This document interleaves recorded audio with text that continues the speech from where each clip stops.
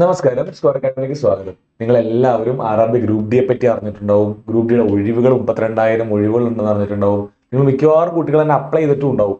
Apply ചെയ്യാത്തവര് എല്ലാ കാര്യങ്ങളും മനസ്സിലാക്കിയ ശേഷം, സോണിനെ പറ്റി മനസ്സിലാക്കി, സ്വന്തം മെഡിക്കലിനെ പറ്റി മനസ്സിലാക്കി, പോസ്റ്റുകൾ ഏതാണ് നല്ലത്, നമുക്ക് നല്ലത് ഏതാണെന്ന് മനസ്സിലാക്കിയതിനു ശേഷം മാത്രം അപ്ലൈ ചെയ്യാം കേട്ടോ.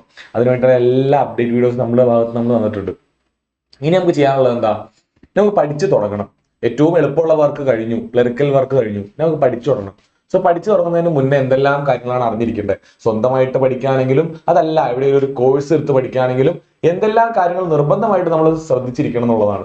കോഴ്സ് എടുത്താൽ മാത്രമേ പഠിക്കാമുള്ളൂ എന്നില്ല. നമുക്ക് സ്വന്തമായിട്ടും പ്രിപ്പയർ ചെയ്യാം. സ്വന്തമായിട്ട് പ്രിപ്പയർ ചെയ്യുമ്പോൾ നമ്മൾ കുറച്ച് കാര്യങ്ങൾ അറിഞ്ഞിരിക്കണം. ഒരു സെൽഫ് പ്രിപ്പറേഷന്റെ സമയത്ത് നമ്മൾ വഴി തെറ്റി പോകാതിരിക്കണമെങ്കിൽ, നമുക്ക് വിചാരിക്കുന്ന റിസൾട്ട് കിട്ടണമെങ്കിൽ, ഒരു സെൽഫ് പ്രിപ്പറേഷൻ ചെയ്യുന്ന ഒരു വിദ്യാർത്ഥി അല്ലെങ്കിൽ ഉദ്യോഗാർത്ഥി എന്ത് ചെയ്യണം? കുറെ കാര്യങ്ങൾ അറിഞ്ഞിരിക്കുക. ഈ പരീക്ഷ ഒന്ന് മനസ്സിലാക്കുക. അങ്ങനെ ഈ പരീക്ഷയുടെ എല്ലാ സൂക്ഷ്മമായ ഡീറ്റെയിൽസ് നിങ്ങളെ പറഞ്ഞ് മനസ്സിലാക്കാനാണ് ഞാൻ ഈ വീഡിയോ കൊണ്ട് ഉദ്ദേശിക്കുന്നത്. വളരെ ചെറിയ വീഡിയോ ആയിരിക്കും. കുറെ കാര്യങ്ങൾ നമുക്ക് ഡിസ്കസ് ചെയ്യാം. ഇത് കഴിയുമ്പോൾ നിങ്ങൾക്ക് ഒരു ഡീറ്റെയിൽഡ് ആയിട്ടുള്ള ഒരു പഠന രീതി, ഒരു സ്റ്റഡി പ്ലാൻ നിങ്ങളുടെ കയ്യിൽ ഉണ്ടാവും. അതാണ് എൻ്റെ ഉറപ്പ്. ഓക്കെ, നമുക്ക് നേരെ കിടക്കാം. നമ്മൾ ഇന്ന് ഡിസ്കസ് ചെയ്യാൻ പോകുന്നത് എന്ത് പഠിക്കണം, എവിടെ തുടങ്ങണം, അല്ലെങ്കിൽ എങ്ങനെ തുടങ്ങണം. ഓക്കെ, അതുപോലെ എത്ര ദിവസം ഉണ്ടാവും പഠിക്കാൻ വേണ്ടിയിട്ട്. ഇത്രയും കാര്യങ്ങൾ നമ്മൾ ഡിസ്കസ് ചെയ്യാം. ഈ 3 പോയിന്റ് ആയിരിക്കും മെയിൻ ആയിട്ട് ഡിസ്കസ് ചെയ്യാം. അതിന് വേണ്ടിയിട്ട് വളരെ ലോജിക്കലായിട്ട് നിങ്ങൾ ബുദ്ധി ഒന്ന് ഉപയോഗിച്ചാൽ ഇങ്ങനെയാണ് പഠിക്കേണ്ടത് നിങ്ങൾക്ക് തോന്നുന്ന രീതിയിൽ, അല്ലെങ്കിൽ നിങ്ങൾക്ക് മനസ്സിലാവുന്ന രീതിയിൽ വളരെ എളുപ്പമായിട്ട് ഞാൻ കാര്യങ്ങൾ അവതരിപ്പിക്കുള്ളൂ. ഓക്കെ, ഗ്രൂപ്പ് ഡിയുടെ സ്റ്റഡി പ്ലാനിലേക്ക് കടക്കാം നമുക്ക്. ഓക്കെ, ഒന്നാമത്തെ കാര്യം, നമ്മൾ ആ പരീക്ഷ ഒന്ന് മനസ്സിലാക്കുക. നമ്മൾ LDC പഠിച്ച കുട്ടികളായിരിക്കാം, LGS പഠിച്ചിട്ടുള്ള കുട്ടികളായിരിക്കാം, അല്ലെങ്കിൽ ആദ്യമായിട്ട് ഒരു പരീക്ഷയ്ക്ക് വരുന്ന കുട്ടിയായിരിക്കാം. ഈ 3 ആളാണെങ്കിലും, അതായത് PSC പഠിച്ച് ശീലമുള്ള ആളാണെങ്കിലും, അതല്ല ആദ്യമായിട്ട് പരീക്ഷയ്ക്ക് പഠിക്കുന്ന ആളാണ്, ഒരു കോമ്പറ്റേറ്റീവ് പരീക്ഷയ്ക്ക് ഞാൻ ആദ്യമായിട്ട് പഠിക്കുന്ന ആളാണ്. ഈ രണ്ടുപേരും ഒരുപോലെ ചെയ്യേണ്ട കാര്യം എന്താ? ആ പരീക്ഷനെ മനസ്സിലാക്കുക. ഒരു പരീക്ഷനെ മനസ്സിലാക്കാൻ നമ്മുടെ കയ്യിൽ എന്തൊക്കെയാ ഉള്ളത്? ആ പരീക്ഷയുടെ സിലബസ് ഉണ്ട്. നമ്മുടെ കയ്യിൽ സിലബസിന്റെ PDF ഉണ്ട്. നോട്ടിഫിക്കേഷനിൽ എന്തുണ്ടാവും? സിലബസ് ഉണ്ടാവും. ഓക്കെ, ഞാൻ സിലബസ് കാണിച്ചു തരാം. നിങ്ങൾക്ക് അറിയാം, maths, reasoning, general awareness, general science, ഇത് 4 ഉൾപ്പെടുന്ന സിലബസ് നമുക്കുള്ളത്. 100 മാർക്കിന്റെ സിലബസ് നമുക്കുള്ളത്. ആ സിലബസും നമ്മുടെ കയ്യിൽ ഉണ്ടാവും. പിന്നെ നമ്മുടെ പ്രീവിയസ് ഇയർ ക്വസ്റ്റ്യൻ ഉണ്ടാവും. മുൻകാല വർഷ ചോദ്യങ്ങൾ ഉണ്ടാവും, അല്ലെങ്കിൽ മുൻ വർഷ ചോദ്യങ്ങൾ നമ്മുടെ കയ്യിൽ ഉണ്ടാവും. ഇതിന് മുന്നിലുള്ള വർഷങ്ങളിൽ 2018 വിളിച്ചപ്പോഴും 2019 വിളിച്ചപ്പോഴും നടത്തിയിട്ടുള്ള പരീക്ഷയിലെ ചോദ്യങ്ങൾ, ഗ്രൂപ്പ് ഡിയുടെ ചോദ്യങ്ങൾ നമുക്കൊരു മാതൃകയായിട്ടുണ്ടാവും. ഏത് രീതിയിലാണ് പഠിക്കേണ്ടതെന്നുള്ളത്. ഓക്കെ, സോ ഈ സിലബസ് നോക്കുമ്പോൾ നമുക്ക് എന്തേ മനസ്സിലാവുള്ളൂ? എന്താണ് പഠിക്കേണ്ടതെന്നേ മനസ്സിലാവുള്ളൂ. എന്താ മനസ്സിലാവുള്ളൂ? എന്താണ് പഠിക്കേണ്ടത് മനസ്സിലാവും, അല്ലെങ്കിൽ ഏതൊക്കെ ടോപ്പിക് ആണ് പഠിക്കേണ്ടത് മനസ്സിലാവും. അത് LDC പോലെ പഠിക്കണോ, LGS പോലെ പഠിക്കണോ, അല്ലെങ്കിൽ സെക്രട്ടേറിയറ്റ് അസിസ്റ്റന്റ് അത്രയും പഠിക്കണോ, അത് ഡിഗ്രി ലെവലില്, ഡിപ്ലോമ ലെവലിൽ, അല്ലെങ്കിൽ ഏത് ലെവലിൽ പഠിക്കണം, എത്ര ആഴത്തിൽ പഠിക്കണം, എത്ര ആഴത്തിൽ പഠിക്കണമെന്ന് തീരുമാനിക്കുന്നത് ആരാ? പ്രീവിയസ് ഇയർ ക്വസ്റ്റ്യൻ നോക്കുമ്പോൾ, പഴയ ചോദ്യങ്ങൾ, മുൻവർഷ ചോദ്യങ്ങൾ നോക്കുമ്പോൾ എത്രത്തോളം ആഴത്തിലാണ് ഞാൻ പഠിക്കേണ്ടത് മനസ്സിലാവും. എന്നാലല്ലേ ബുദ്ധിമുട്ട് അറിയാൻ പറ്റുള്ളൂ. സ്റ്റേറ്റ്മെന്റ് പോലത്തെ ചോദ്യങ്ങൾ ഉണ്ടോ? ഗ്രൂപ്പ് ഡിക്ക് സ്റ്റേറ്റ്മെന്റ് പോലത്തെ ചോദ്യങ്ങൾ ഇല്ല. ഡയറക്റ്റ് ചോദ്യങ്ങൾ മാത്രമേ ഉള്ളൂ. നിങ്ങൾക്ക് അറിയാം, ഇപ്പൊ LDCക്ക് പോലും സ്റ്റേറ്റ്മെന്റ് ചോദ്യങ്ങൾ ചോദിക്കുന്നുണ്ട്. എന്താണ് സ്റ്റേറ്റ്മെന്റ് ചോദ്യങ്ങൾ അറിയാത്തൊരു മനസ്സിലാക്കാൻ വേണ്ടിയാണ് കുറച്ച് ബുദ്ധിമുട്ടുള്ള ചോദ്യങ്ങൾ സ്റ്റേറ്റ്മെന്റ് ചോദ്യങ്ങൾ. ഒരു ചോദ്യം, അതിന് ഉത്തരം ABCD, അതാണ് നമ്മൾ ഡയറക്റ്റ് ക്വസ്റ്റ്യൻസ് എന്ന് പറയുന്നത്. സോ പൊതുവേ ഗ്രൂപ്പ് ഡിക്ക് ഡയറക്റ്റ് ക്വസ്റ്റ്യൻസ് മാത്രമേ ചോദിക്കാറുള്ളൂ. ഒരു ക്ലറിക്കൽ ലെവലിലുള്ള പരീക്ഷ ആയതുകൊണ്ട് തന്നെ വളരെ ബേസിക് ആയിട്ടുള്ള ചോദ്യങ്ങളാണ് ചോദിക്കാറുള്ളൂ. പക്ഷെ കുറെ ഏരിയ പഠിക്കാനുണ്ട്. സോ നമുക്ക് ആഴം മനസ്സിലാക്കാൻ വേണ്ടിയിട്ട് പ്രീവിയസ് ഇയർ ക്വസ്റ്റ്യൻ, മുൻകാല വർഷ ചോദ്യങ്ങളും സിലബസ് കൊണ്ട് എന്താ പഠിക്കേണ്ടതെന്ന് മനസ്സിലാക്കാം. സോ ഇത് എന്താ പഠിക്കേണ്ടത് മനസ്സിലായാൽ, ഇപ്പൊ നമുക്ക് ഫോർ എക്സാമ്പിൾ ഏതാണ്ട് 100 ടോപ്പിക്കുകൾ പഠിക്കാനുണ്ട്. 4 വിഷയങ്ങളിൽ 100 ടോപ്പിക്കുകൾ പഠിക്കാനെന്ന് വിചാരിക്കും. നമുക്ക് അത് ഒരു ടൈം ടേബിൾ സെറ്റ് ചെയ്യാം. അപ്പൊ സിലബസിന് നമുക്ക് വിഷയം മനസ്സിലായാൽ ടൈം ടേബിൾ സെറ്റ് ചെയ്യാം.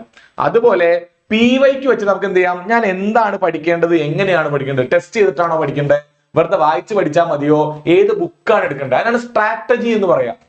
ഞാൻ പഠിക്കേണ്ട രീതി, ഞാൻ പഠനത്തിന്റെ സമയത്ത് എന്തെല്ലാം കാര്യങ്ങളാണ് എന്റെ പഠനത്തിൽ നിർബന്ധമായിട്ട് ഉൾപ്പെടുത്തേണ്ടത്, അതിനാണ് സ്ട്രാറ്റജി എന്ന് പറയാം. ഓക്കെ, സോ എന്റെ പഠന രീതിയും സ്ട്രാറ്റജിയും എന്തായിരിക്കണം എന്ന് അറിയണമെങ്കിൽ എത്രത്തോളം ആഴത്തിൽ എനിക്ക് പോകേണ്ടി വരും, എനിക്ക് ഒറ്റയ്ക്ക് പഠിക്കാൻ പറ്റുമോ, ഞാൻ NCERT പഠിക്കണമോ, ഞാൻ ബേസിക് ആയിട്ടുള്ള മാത്സ് പഠിക്കണോ, അത് നേരെ time and work, time and distance, square, അങ്ങനെയുള്ള വലിയ വലിയ ടോപ്പിക്കുകളിലേക്ക്, ജോമെട്രി ഉണ്ട്, മെൻസുറേഷൻ ഉണ്ട്, അതുപോലെയുള്ള മാത്സ് ടോപ്പിക്കിലേക്ക് കടക്കുന്നതിന് മുന്നേ ഞാൻ ഏതിനാണ് വെയിറ്റേജ് കൊടുക്കേണ്ടത്, ഏതിനാണ് കൂടുതൽ കനം കൊടുക്കേണ്ടത്, ഏതിനാണ് കൂടുതൽ സമയം കൊടുക്കേണ്ടത്, അതെല്ലാം തീരുമാനിക്കുന്നതാണ് ഈ സ്ട്രാറ്റജി. ഞാനൊരു സമയം തീരുമാനിച്ചു, എൻ്റെ ഒരു 6 മാസം കൊണ്ട് ഞാൻ തീരുമാനിച്ചു. ആ 6 മാസം കൊണ്ട് എത്രത്തോളം ടോപ്പിക്കുകൾ കവർ ചെയ്യണം, എത്രത്തോളം ആഴത്തിൽ പഠിക്കണം എന്ന് നമുക്ക് തീരുമാനിക്കാൻ വേണ്ടിയിട്ട് PYQs ഉപയോഗിക്കാം. ഓക്കെ, നല്ലൊരു സ്ഥലത്ത് നമ്മൾ ക്ലാസ്സിൽ ചേരുമ്പോൾ ഈ രണ്ട് പണിയും നമുക്ക് അവർ എളുപ്പമാക്കി തരാ ചെയ്യുന്നത്. അവരെന്താ ചെയ്യുന്നത്? നമുക്ക് ക്ലാസ്സുകൾ സമയത്ത് തരുന്നു, അതിന്റെ കൂടെ തന്നെ എങ്ങനെ പഠിക്കണം എന്നുള്ളതിന്റെ ധാരണയും കൂടെ തരുന്നു. എത്ര ആഴത്തിൽ പഠിക്കുന്നതിന്റെ കൂടെ. എല്ലാ ക്ലാസ്സിന്റെയും തുടക്കത്തിലും അവസാനവും PYQ ഉണ്ടെന്ന് വിചാരിക്കും. പ്രീവിയസ് ഇയർ ക്വസ്റ്റ്യൻസ് എല്ലാ ക്ലാസ്സിന്റെ ആദ്യം ചെയ്ത് അവസാനം ചെയ്യിക്കുകയാണെങ്കിൽ നിങ്ങൾക്ക് ഒരു ഐഡിയ കിട്ടും. എന്ത്? ഓ, ഞാൻ പഠിച്ചത് തന്നെയാണ് പരീക്ഷയ്ക്ക് ചോദിക്കുന്നത്. വെറുതെ ഏതെങ്കിലും ക്ലാസ് എടുത്ത് കാണുന്നതിലുള്ള കുഴപ്പം എന്താ? നിങ്ങൾക്ക് അറിയണ്ടാവില്ല ഞാൻ എന്താ പഠിക്കുന്നത്, ഞാൻ എന്തിനാ ഇതൊക്കെ പഠിക്കുന്നത്. ഒരു പ്രീവിയസ് ഇയർ ക്വസ്റ്റ്യൻ കാണാൻ നിങ്ങൾക്ക് മനസ്സിലാവും, ഓ ഇത് വന്നിട്ടുണ്ട്, ഈ രീതിയിലാണ് കഴിഞ്ഞ വട്ടം ചോദിച്ചേക്കുന്നത്, ഈ വട്ടം കുറച്ചും കൂടെ ഒരു കടപ്പത്ത് ചോദിച്ചേക്കാം, പക്ഷെ രീതി തന്നെയായിരിക്കും അല്ലെ. കടുപ്പം ഡിഫിക്കൽട്ടി കൂടിയേക്കാം, പക്ഷെ രീതി അതായിരിക്കും. ആ ചോദ്യത്തിന്റെ ഘടന തന്നെയായിരിക്കും, അത് മാറില്ല. ഓക്കെ, അങ്ങനെയും നമുക്ക് വിചാരിക്കാം, മനസ്സിലാക്കാം. സോ ഈ രണ്ട് കാര്യങ്ങൾ മനസ്സിൽ ഉറപ്പിച്ചേക്കാം. സിലബസ് മനസ്സിരുത്തുക, പ്രീവിയസ് ഇയർ ക്വസ്റ്റ്യൻസ് ഒന്ന് മനസ്സിലേക്ക് ഓടി വരണം. എന്നാലേ ഒരു ടോപ്പിക് പഠിക്കാൻ നേരത്ത് ഏത് രീതിയിലാണ് പഠിക്കേണ്ടതെന്ന് മനസ്സിലേക്ക് ഇരിക്കുള്ളൂ. ഓക്കെ, അങ്ങനെ പരീക്ഷനെ മനസ്സിലാക്കി കഴിഞ്ഞാൽ സിലബസിൽ അതിൽ എത്രത്തോളം കാര്യങ്ങളുണ്ട് നമുക്ക് നോക്കാം. പരീക്ഷനെ മനസ്സിലാക്കാൻ വേണ്ടി സിലബസ് നോക്കാം. മാത്തമാറ്റിക്സ് അല്ലെങ്കിൽ കണക്ക്, പിന്നെ reasoning, general intelligence and reasoning, രണ്ടിനും കൂടെ നമുക്ക് എത്ര മാർക്ക് ഉണ്ട്? രണ്ടിനും കൂടെ 55 മാർക്ക് ഉണ്ട്. അതായത് നമ്മുടെ കണക്കിന് ക്വാണ്ടിറ്റേറ്റീവ് ആപ്റ്റിറ്റ്യൂഡ് എന്ന് പറയും. കണക്കുപരമായിട്ടുള്ള നമ്പേഴ്സ് വെച്ചിട്ടുള്ള, അല്ല നമ്മുടെ ബോധം ഉപയോഗിക്കേണ്ട ചോദ്യങ്ങൾ നമ്മൾ ഒന്ന് പ്രാക്ടീസ് ചെയ്താൽ മാർക്ക് മേടിക്കാൻ പറ്റുന്ന 55 മാർക്ക് ഉണ്ട്. ഓക്കെ, ഏകദേശം 55ഓളം മാർക്ക് നമുക്ക് ഒരു ബോധ്യമുണ്ടെങ്കിൽ നമുക്ക് വാങ്ങിക്കാൻ പറ്റും. ഏത്? കുറച്ച് ഭാഗങ്ങളേ ഉള്ളൂ. ഏകദേശം 20 മുതൽ 30 വരെ ടോപ്പിക്കുകളാണ് മാത്സിൽ വരുന്നത്, മാത്സിലും റീസണിങ്ങിലും. അത് ഒരു വട്ടം പഠിച്ചു, അതിന്റെ എല്ലാ ടൈപ്പിലുള്ള ചോദ്യങ്ങളും ചെയ്തു കഴിഞ്ഞാൽ ഈ 55 മാർക്ക് പോരും. ആ സമയത്ത് ജനറൽ അവയർനെസ്സും സയൻസിന്റെയും ബുദ്ധിമുട്ട് എന്താ? ഒരുപാട് ഏരിയ പഠിക്കേണ്ടാവും. ഫോർ എക്സാമ്പിൾ, നിങ്ങൾ മുഗൾ രാജാക്കന്മാരെ പറ്റി പഠിച്ചു. ഒരു മുഗൾ രാജാവിനെ പഠിക്കുമ്പോൾ ആ മുഗൾ രാജാവ് ഏത് മുഗൾ രാജാവിന്റെ മകനാണെന്ന് പഠിക്കണം. അദ്ദേഹം ഉണ്ടാക്കിയിട്ടുള്ള ആർക്കിടെക്ചറുകൾ, അല്ലെങ്കിൽ അദ്ദേഹം ഉണ്ടാക്കിയിട്ടുള്ള കെട്ടിടങ്ങൾ, അദ്ദേഹം ഉണ്ടാക്കിയിട്ടുള്ള ബാക്കി സാധനങ്ങൾ എന്തെല്ലാമാണെന്ന് പഠിക്കണം. സോ അദ്ദേഹം ഉണ്ടാക്കിയിട്ടുള്ളത് പഠിക്കണം. അദ്ദേഹം ഇന്ത്യയിലേക്ക് എന്തെങ്കിലും കൊണ്ടുവന്നിട്ടുണ്ടെങ്കിൽ അത് പഠിക്കണം. അദ്ദേഹം എഴുതിയ ബുക്കുകൾ ഉണ്ടെങ്കിൽ അത് പഠിക്കണം. അദ്ദേഹത്തിന്റെ കോൺട്രിബ്യൂഷൻസ് എല്ലാം പഠിക്കണം. സോ ഒരു മുഗൾ രാജാവിന്റെ തന്നെ എല്ലാ കാര്യങ്ങളും പഠിക്കേണ്ടതായിട്ടുണ്ടാവും. അല്ലെങ്കിൽ മുഗൾ സാമ്രാജ്യത്തിന്റെ സമയത്ത് ഇന്ത്യയിൽ ഉണ്ടായ കാര്യങ്ങൾ എന്തൊക്കെയാണ്? റെഡ് ഫോർട്ട് ഉണ്ടായത് ആ സമയത്താണ്, താജ്മഹൽ ഉണ്ടായത് ആ സമയത്താണ്, താജ്മഹൽ ആരാണ് ഉണ്ടാക്കിയത്, അതിന്റെ ശില്പി ആരാണ്, അങ്ങനെ ഒരുപാട് ഏരിയ പഠിക്കാനുണ്ട്. അത്രയും ഏരിയയാണ് ഹിസ്റ്ററിയിലുള്ളത്. അതുപോലെ തന്നെ നമ്മൾ ഹിസ്റ്ററി, ജോഗ്രഫി, എക്കണോമി, പൊളിറ്റി, അതിന്റെ പുറത്ത് സ്ട്രാറ്റജിക്ക്, ഇതെല്ലാം കൂട്ടി വേണം ജനറൽ അവയർനെസ് പഠിക്കാൻ. എന്നാൽ നമുക്ക് 45 മാർക്കാണ് ഇതിലുള്ളത്. സോ ഇതിൽ നിന്ന് നമുക്ക് എന്ത് മനസ്സിലായി? ഈ 55 മാർക്കിനെ കൈക്കലാക്കാനാണ് കുറച്ചുകൂടെ എളുപ്പം. എന്റെ ഹാർഡ് വർക്ക് കൊണ്ട് ഈ 55 മാർക്ക് പോരും. കാര്യം എന്താ? കണക്ക് ചെയ്ത് പഠിച്ചാൽ മതി. ഒരു വട്ടം കണക്കിന് ഉത്തരം കിട്ടിയാൽ അത് മാറിപ്പോവില്ല, തെറ്റാനുള്ള സാധ്യത കുറവാണ്. ഞാനൊരു കണക്കിന്റെ ഒരു ചോദ്യം എടുത്തു, ഞാൻ ടൈം ആൻഡ് വർക്ക്, ഓക്കെ, വർക്കും ടൈമും വെച്ചുള്ള ചോദ്യങ്ങൾ. ഒരാൾ ഇത്ര മണിക്കൂർ കൊണ്ട് ഇത്ര ജോലി ചെയ്താൽ 2 പേര് എത്ര മണിക്കൂർ കൊണ്ട് ചെയ്യും, അല്ലെങ്കിൽ 3 പേര് എത്ര മണിക്കൂർ ചെയ്തു. ഇങ്ങനത്തെ പല ചോദ്യങ്ങളെല്ലാം ഞാൻ മുറക്കി ചെയ്ത് എന്റെ ബോധത്തിനെ ഞാൻ കറക്റ്റ് ആക്കി വെച്ചു. ഏത് ചോദ്യം വന്നാലും ആൻസർ ചെയ്യാവുന്ന രീതിയിൽ ടൈപ്പ് തിരിച്ചു പിടിക്കുക എന്ന് പറയും. ഒരാൾ വർക്ക് ചെയ്താലുള്ള സമയം, ഒരാൾ വന്നിട്ട് അടുത്ത ആൾ പോയാലുള്ള സമയം, അങ്ങനെ പല ടൈപ്പിലുള്ള ചോദ്യങ്ങൾ വരാം. ഇതെല്ലാം ഞാൻ പ്രിപ്പേർഡ് ആണെങ്കിൽ എനിക്ക് അതിനകത്ത് ഒരു മാർക്ക് പോലും നഷ്ടപ്പെടില്ല. സോ ബേസിക്കലി മാത്സിന്റെയും റീസണിങ്ങിന്റെയും മാർക്ക് വാങ്ങിക്കാൻ എളുപ്പമാണ്. ഓക്കെ, അതിൽ റീസണിങ് എന്ന് പറഞ്ഞാൽ ജനറൽ ഇന്റലിജൻസ് ആണ്. ഏതൊരു സാധാരണക്കാരനും ചെയ്യാവുന്നതാണ്. ജനറൽ ഇന്റലിജൻസ് ആണ്, ഒരു ജനറൽ ആയിട്ടുള്ള ആൾക്ക് ചെയ്യാവുന്നതാണ്. അതിന് 30 മാർക്ക് ഉണ്ട്. അത് വലിയൊരു അസറ്റാ. നമുക്ക് മിററിൽ നോക്കിയാൽ, എന്റെ കൈ മിററിൽ നോക്കി കഴിഞ്ഞാൽ എങ്ങനെ വരും എന്നുള്ള ഇമേജ് തരും നമുക്ക്. അല്ലെങ്കിൽ ഒരു കളം വരച്ചാൽ അതിന്റെ 4ാമത്തെ വട്ടം അതിനെ തിരിക്കുമ്പോൾ അത് ഏതുപോലെ ഇരിക്കും. അതുപോലെയുള്ള എളുപ്പമുള്ള ചോദ്യങ്ങൾ വരും. വെറും പ്രാക്ടീസ് മാത്രം മതി, വേറെ ഒന്നും പഠിക്കാനില്ലാത്ത ചോദ്യങ്ങൾ. സോ ഈ 2 ആൾക്കാരെ എന്ത് ചെയ്യരുത്? സ്കിപ്പ് ചെയ്യരുത്. ഇവരെ വച്ച് വേണം പഠനം ആരംഭിക്കാൻ. മാത്സിനെയും റീസണിങ്ങിനെയും വച്ച് വേണം പഠനം ആരംഭിക്കാൻ. എന്നിട്ട് കാണാതെ പഠിക്കാനുള്ള ജനറൽ അവയർനെസ്സിലേക്കും ജനറൽ സയൻസിലേക്കും കടക്കാം. സോ ആദ്യം ചെയ്ത് പഠിക്കുക. അതിനിടയിൽ കുറച്ച് കാണാതെ പഠിക്കാനുള്ളത് പഠിച്ച് പയ്യെ തുടങ്ങുക. അവസാനത്തേക്ക് കാണാതെ പഠിക്കാനുള്ളതിനെ കുറച്ച് ബാക്കിലോക്ക് നീക്കി വെക്കുക. ആദ്യം ചെയ്ത് പഠിക്കാനുള്ളവരെ, എന്നാലും ഡേ 1 മുതൽ, 1ാമത്തെ ദിവസം മുതൽ പരീക്ഷയുടെ തലേന്ന് വരെ നമുക്ക് മാത്സിന്റെ ചോദ്യങ്ങൾ ചെയ്തുകൊണ്ടേ ഇരിക്കണമെങ്കിൽ ഇവിടെ എത്ര സമയം എനിക്ക് കിട്ടുന്നുണ്ടോ, പരീക്ഷയ്ക്ക് എനിക്ക് 6 മാസം കിട്ടുന്നുണ്ടെങ്കിൽ 6 മാസവും എനിക്ക് മാത്സ് പ്രാക്ടീസ് ചെയ്തുകൊണ്ടേ ഇരിക്കണം. മാത്സും റീസണിങ്ങും 55 മാർക്കാ. അവിടെ നിന്ന് നല്ലൊരു ശതമാനം മാർക്ക് പോന്നാൽ ഞാൻ ജയിക്കും. കുറച്ച് എനിക്ക് സയൻസും എന്റെ പഠനം കൊണ്ട് എന്റെ അവയർനെസ്സും എനിക്ക് തരും. എന്റെ പൊളിറ്റി, ഹിസ്റ്ററി, ജോഗ്രഫി എനിക്ക് കുറച്ച് മാർക്ക് എന്തായാലും തരൂലേ. എനിക്ക് കൂടുതൽ മാർക്ക് മാത്സിൽ നിന്നും റീസണിംഗും സ്കോർ ചെയ്യാൻ പ്രാപ്തം ഞാൻ ആവണമെങ്കിൽ ഡേ 1 മുതൽ മാത്സും റീസണിംഗും പഠിച്ചു തുടങ്ങണം എന്നുള്ളതാണ്. അത് നിങ്ങൾ മനസ്സിൽ വെക്കുക ആദ്യം. സോ ആദ്യം മാത്സ് പഠിച്ചു തുടങ്ങാം, അതിന്റെ കൂടെ തന്നെ റീസണിങ് തുടങ്ങാം.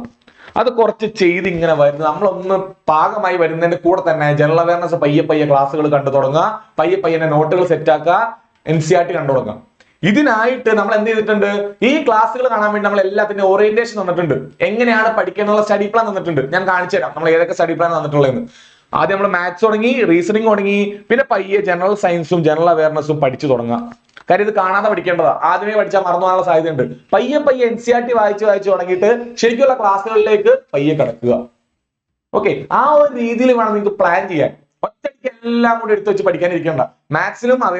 മാത്സും റീസണിങ്ങും പഠിച്ച് പയ്യെ തുടങ്ങുക, പയ്യെ അവയർനെസ്സിലേക്ക് കയറുക, പയ്യെ നിങ്ങൾക്ക് അറിയാൻ പാടുന്ന ബയോളജി, കെമിസ്ട്രി എല്ലാം സമയം വെച്ച് പയ്യെ പയ്യെ പഠിച്ചു തുടങ്ങുക. അങ്ങനെയാണ് ചെയ്യേണ്ടത്. എല്ലാം കൂടെ എടുക്കാൻ നോക്കിയാൽ നിങ്ങളെ കൊണ്ട് കൂട്ടിയാൽ കൂടൂല, കുറച്ച് ബുദ്ധിമുട്ട് തോന്നും. ആദ്യത്തെ ആ ഒരു തളപ്പിൽ പഠിക്കാൻ തോന്നരുത്. ഒരു സ്റ്റഡി പ്ലാൻ ഉണ്ടാക്കി വെക്കുക, ഒരു ടൈം ടേബിൾ ഉണ്ടാക്കി വെക്കുക. എങ്ങനെയാണ് ടൈം ടേബിൾ ഉണ്ടാക്കേണ്ടത് ഞാൻ പറഞ്ഞുതരാം. നമുക്ക് മുന്നോട്ട് പോവാം. സിലബസ് എന്താണെന്ന് മനസ്സിലായി. അടുത്തത് സിലബസിൽ എന്താണുള്ളത്? Maths, general intelligence, awareness, science.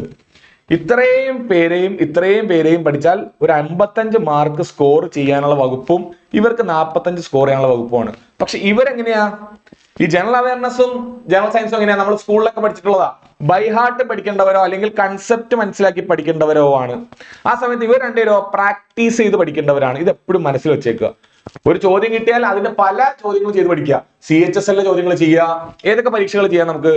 CHSL ചോദ്യങ്ങൾ ചെയ്യുക, MTS SSC MTS ചോദ്യങ്ങൾ ചെയ്യുക. CHSL +2 ലെവലാണ്, MTS 10ാം ക്ലാസ് ലെവലാണ്. പഴയ ഗ്രൂപ്പ് ഡിയുടെ ചോദ്യങ്ങൾ ചെയ്യുക. ഓക്കെ, അതുപോലെ തന്നെ LDCയിൽ വന്നിട്ടുള്ള മാത്സിന്റെ ചോദ്യങ്ങൾ ചെയ്യുക. മാക്സിമം മാത്സിന്റെ ചോദ്യങ്ങൾ ചെയ്തുകൊണ്ടേയിരിക്കുക. RRBയുടെ പരീക്ഷകളായിട്ടുള്ള RRB ടെക്നീഷ്യന്റെ ചോദ്യങ്ങൾ, RRB JEയുടെ ചോദ്യങ്ങൾ, RRB ALPയുടെ ചോദ്യങ്ങൾ, RRB ഗ്രൂപ്പ് ഡിയുടെ ചോദ്യങ്ങൾ, RRBയുടെ NTPC ചോദ്യങ്ങൾ. മാത്സ് ഏത് ചോദ്യം എടുക്കാം നിങ്ങൾക്ക്. നിങ്ങൾ കുറച്ച് കടുപ്പം മുകളിൽ വെച്ച് തന്നെ പഠിക്കുക. എളുപ്പമുള്ള ചോദ്യങ്ങൾ കിട്ടും. ഒരു കടുപ്പമുള്ള ഷിഫ്റ്റിലാണ് നിങ്ങൾ പരീക്ഷ എന്ന് വിചാരിക്കുക. കുറെ ഷിഫ്റ്റുകളായിട്ടാണ് പരീക്ഷ നടത്തുക. ഒറ്റ ദിവസമല്ല നടത്തുക. നമ്മൾ കമ്പ്യൂട്ടറിൽ എഴുതുന്നത് കുറെ ഷിഫ്റ്റുകളായിട്ട് നടത്തുക. സോ ഇതെല്ലാം നിങ്ങൾക്ക് എന്ത് ചെയ്യുക? ചില ഷിഫ്റ്റുകൾ ബുദ്ധിമുട്ടാവാം. എന്നാൽ നിങ്ങൾക്ക് അതുകൊണ്ട് ഒരു ബുദ്ധിമുട്ടുണ്ടാവാതിരിക്കണമെങ്കിൽ നിങ്ങൾ ഒരു തട്ട് മുകളിൽ തന്നെ പഠിക്കണം. ഒരു 2 പടി മുകളിൽ നിങ്ങൾ പ്രിപ്പയർ ചെയ്യണം. അതിനുവേണ്ടി എല്ലാ ക്വസ്റ്റ്യൻസും പ്രിപ്പയർ ചെയ്യാം. ആദ്യം കൺസെപ്റ്റ് ഉണ്ടാക്കുക. ആദ്യം ഇതിന്റെ ക്ലാസ്സുകൾ കണ്ടിട്ട് നിങ്ങളുടെ ഫൗണ്ടേഷൻ ഒന്ന് ഉറപ്പിക്കുക, നിങ്ങളുടെ അടിത്തറ ഒന്ന് ഉറപ്പിക്കുക. പിന്നെ കൂടുതൽ ചോദ്യങ്ങൾ ചെയ്യാം. ഞാൻ കാണിച്ചുതരാം എങ്ങനെയാണെന്ന്. സോ ബേസിക്കലി ഒരു സ്റ്റഡി പ്ലാനിൽ അല്ലെങ്കിൽ ഒരു പഠന രീതിയിൽ ഉൾപ്പെടുത്തേണ്ട കാര്യങ്ങൾ എന്തൊക്കെയാ? രണ്ട് കാര്യങ്ങൾ ഓർക്കുക. ഒന്ന്, ക്ലാസ് കാണുക അല്ലെങ്കിൽ നോട്ട് ഉണ്ടാക്കുക. അതായത് ഞാൻ പഠിക്കുന്നതിനെ എന്റെ മനസ്സിലേക്ക് ആദ്യമായിട്ട് ഇരുത്തുന്ന ഒരു അവസ്ഥയാണ്. ഞാൻ ഒരു കാര്യത്തിന് ആദ്യമായിട്ട് പഠിക്കാൻ പോവാ. നമ്മൾ നേരത്തെ പറഞ്ഞതുപോലെ മുഗൾ സാമ്രാജ്യം അല്ലെങ്കിൽ ഡൽഹി സുൽത്താനെ പറ്റി ഞാൻ പഠിച്ചുകൊണ്ടിരിക്കുക. ഓക്കെ, ഞാൻ ആദ്യം കുത്തുബുദ്ദീൻ ഐബക്കിനെ പറ്റി പഠിച്ചുകൊണ്ടിരിക്കുക. സോ കുത്തുബുദ്ദീൻ ഐബക്കിനെ പറ്റി ഞാൻ NCERT വഴിയോ അല്ലെങ്കിൽ വേറെ ഏതെങ്കിലും സോഴ്സ് വഴിയോ ഞാൻ വായിച്ചുകൊണ്ടിരിക്കുക. അതിന്റെ ചോദ്യങ്ങൾ ഞാൻ കണ്ടു. ഇതിന് മുന്നേ ചോദിച്ച ചോദ്യങ്ങൾ കണ്ടു. കുത്തുബുദ്ദീൻ ഐബക്കിനെ പറ്റി ഞാൻ ഇങ്ങനെ വായിച്ചുകൊണ്ടിരിക്കുക. ആ വായിച്ച് കഴിയുമ്പോൾ ഞാൻ പയ്യെ ഒരു ടെസ്റ്റ് എടുത്ത് നോക്കണം. ഓക്കെ, ഞാൻ പഠിച്ചത് എത്രത്തോളം എനിക്ക് ഓർമ്മയുണ്ടെന്ന് നോക്കണം. അപ്പൊ എനിക്ക് മനസ്സിലാവും ഞാൻ പഠിച്ചതൊന്നും വലിയ ഓർമ്മ എനിക്ക് നിൽക്കുന്നില്ല, ഞാൻ ആദ്യമായിട്ട് കാണുന്നതല്ലേ, തുടക്കത്തിലേ എനിക്കൊന്നും ഓർമ്മ ഉണ്ടാവില്ല. വീണ്ടും അതൊന്ന് വായിച്ചു നോക്കുക. ആ ക്ലാസ്സോ ടെസ്റ്റോ വായിച്ചു നോക്കുക. വീണ്ടും ടെസ്റ്റ് ചെയ്ത് നോക്കുക. ഈ ഒരു റൗണ്ട് ഇങ്ങനെ നടക്കണം. ക്ലാസ് എടുക്കുക, ടെസ്റ്റ് എടുക്കുക, ക്ലാസ് എടുക്കുക, ടെസ്റ്റ് എടുക്കുക. ഓരോ ടെസ്റ്റ് ചെയ്യുമ്പോഴും പുതിയ ചോദ്യങ്ങൾ കാണും. അത് നമ്മുടെ ക്ലാസ്സിൽ ആഡ് ചെയ്യുക. സോ കൺസെപ്റ്റ് ക്ലാസ് അല്ലെങ്കിൽ നോട്ട്സ് അതുപോലെ ടെസ്റ്റ്, ഇത് രണ്ടും ഇങ്ങനെ നിങ്ങൾ ചെയ്തുകൊണ്ടേ ഇരുന്നാൽ, ഈ ഒരു സൈക്കിൾ നിങ്ങൾ തുടർന്നുകൊണ്ടേ ഇരുന്നാൽ നിങ്ങളെ തോൽപ്പിക്കാൻ ആർക്കും പറ്റില്ല. ഈ 2 കാര്യങ്ങൾ മാത്രമേ പ്രിപ്പറേഷന് വേണ്ടൂ. നിങ്ങൾ ഈ പഠിക്കുന്ന കാര്യങ്ങള് നിങ്ങളെ മാർക്കിലേക്ക് എത്തിക്കുന്ന ആളാരാ? പരീക്ഷയാണ്. സോ നിങ്ങൾ ഏറ്റവും കൂടുതൽ ടെസ്റ്റുകൾ ചെയ്ത് നോക്കുക. പഠിക്കുക, ടെസ്റ്റ് ചെയ്യുക, പഠിക്കുക, ടെസ്റ്റ് ചെയ്യുക. അതിനൊരു ടൈം ടേബിൾ വെക്കുക. ഇത് മാത്രമാണ് നിങ്ങൾ ചെയ്യേണ്ടത്. ഓക്കെ, ഈ ടൈം ടേബിൾ വെച്ചിട്ട് ക്ലാസ്സുകളോ അല്ലെങ്കിൽ സെൽഫ് പ്രിപ്പറേഷനോ ചെയ്യുക. അത് വെച്ചിട്ട് ടെസ്റ്റുകൾ ചെയ്യുക. ഇത്ര നിങ്ങൾ ചെയ്യണ്ടു. ഈ ഒരു ബോക്സ് നിങ്ങളുടെ മനസ്സിലിരിക്കട്ടെ. ഓക്കെ, ബാക്കി എല്ലാം അയച്ചു കളഞ്ഞു. ഈ ഒരു ബോക്സ് നിങ്ങളുടെ മനസ്സിൽ വേണം. എങ്ങനെയാ പഠിക്കേണ്ടത്? ഈ 3 കാര്യങ്ങൾ. ഒരു ടൈം ടേബിൾ ആദ്യം ഞാൻ സെറ്റ് ചെയ്യുന്നു. അതിന് ഒന്നെങ്കിൽ ക്ലാസ്സുകൾ കാണുന്നു അല്ലെങ്കിൽ സെൽഫായിട്ട് പ്രിപ്പയർ ചെയ്യുന്നു.